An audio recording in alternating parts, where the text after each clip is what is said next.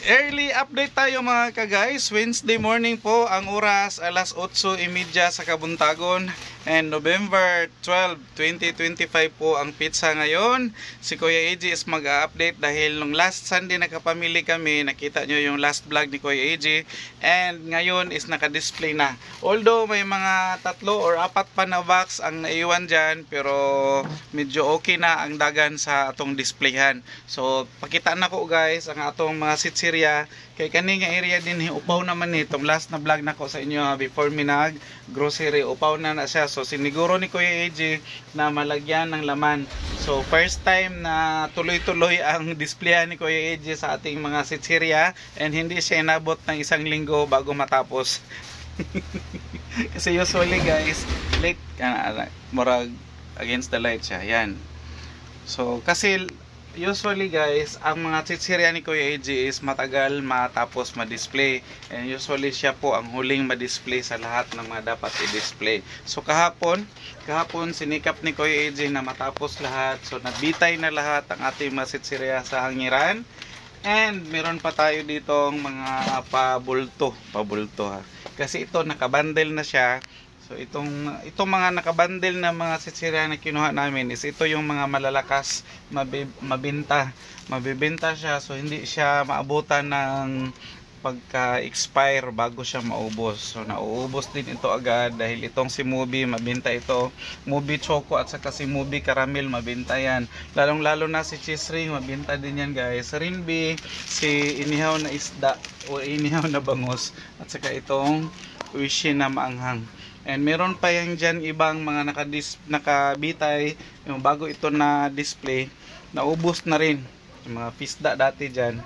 So hindi siya nakakatakot na pag nag-display ka ng ganyan, naabutan ka na expiration dahil nauubos din siya. Ewan lang sa mga area na sa ibang mga area na hindi masyadong mabenta ang mga sitsirya, pero dito sa amin is mabenta po ang sitsirya. And in fact, kahit na 1 linggo lang kami hindi nakapag grocery, and nung last time kasi na nag-grocery kami bago ang undas is hindi rin kami nanguha masyado ng mga sitsirya. Kaya last na i-vlog ko sa inyo ito is upaw siya. So ngayon may laman na.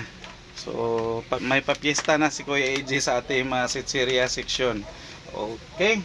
And dito sa ibang mga display natin guys, naubos na rin ni Mami Iya. Dahil sabi ko nga, iwanan ko siya after na ibaba namin yung aming mga pinamili, dahil siya yung nakatuka dito. And siya lang mag-isa dahil umalis ako. So natapos na din niya guys, pang display yung mga dapat i-display dyan. Yun dumaan. So okay na siya. Ayan, okay pa sa all right.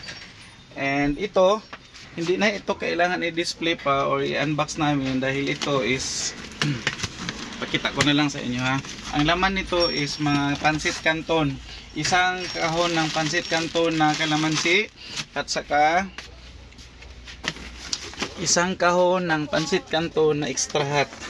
Extra hot ito. Yan. Extra hot. Mabenta sa extra hot guys, hindi mo siya kailangan na i-promote sa customer, dahil si customer na mismo ang naghahanap natin mga pansit canton, lalo na si sweet and spicy, extra hot, at saka si chili mansi, mabenta yan sila. So ito yung hindi pa na display. Ayan, so ito is mga laman nito is pansit canton din, at saka itong isa is sitsirya na Mr. Chips na malalaki, isang box. At saka ito is mga sabon ito andito. Yan, mga sabon, mga downy. Yan na lang ang naiwan doon sa mga ibaba namin na mga i-display. So ang lang is wala tayong gulay. So mamaya aalis ko yung AJ mamili ng gulay. And update tayo guys, kasi si bread box na super lami gyud is isa na lang ang nabilin. So katong mga suki namo sa bread box diha, paunahay na kung kinsay makaangkon aning last na loaf sa atong loaf bread. And bye bye muna for now dahil may gagawin pa si Kuya AJ, hindi ko na kayo isama sa aking mga gagawin pang iba. And yun lang ang update ni Kuya AJ today. Mabuhay and God bless us all guys.